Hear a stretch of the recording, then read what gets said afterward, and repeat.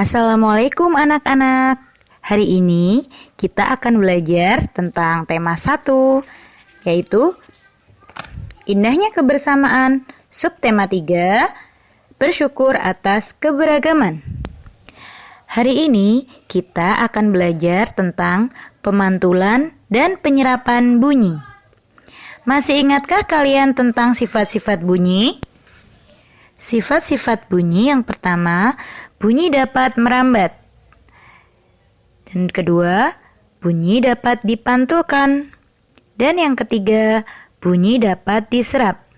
Sebelumnya kalian telah belajar ya tentang perambatan bunyi, yaitu melalui benda gas, cair, dan padat. Untuk sifat bunyi yang kedua yaitu bunyi dapat dipantulkan. Bunyi dapat dipantulkan karena mengenai benda yang permukaannya keras. Contohnya seperti batu, kayu, dan kaca. Berdasarkan jenisnya, bunyi pantul dibedakan menjadi 3.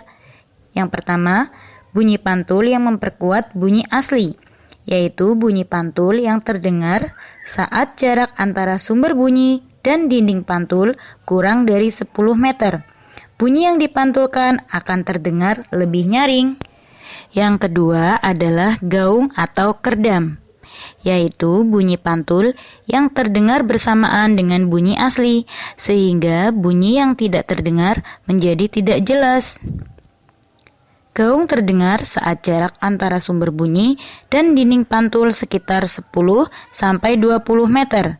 Hal ini menyebabkan hanya sebagian bunyi pantul yang tiba bersamaan dengan bunyi asli.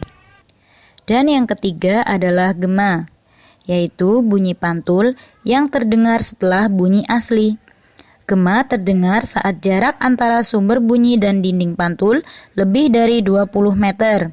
Gema sering terdengar jika kita berteriak di gua, lembah, dan bukit yang jaraknya jauh serta permukaannya keras dan rapat.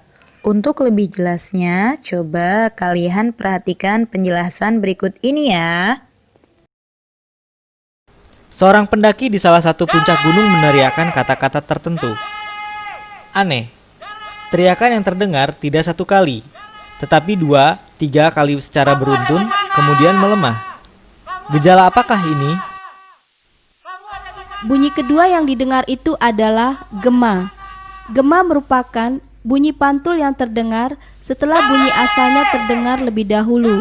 Ada interval waktu antara terdengarnya bunyi asal dan bunyi pantul. Gema dapat dihasilkan dari pantulan bunyi oleh bangunan, bukit-bukit, dan karang yang cukup jauh. Adanya gema menunjukkan bahwa bunyi memang dipantulkan.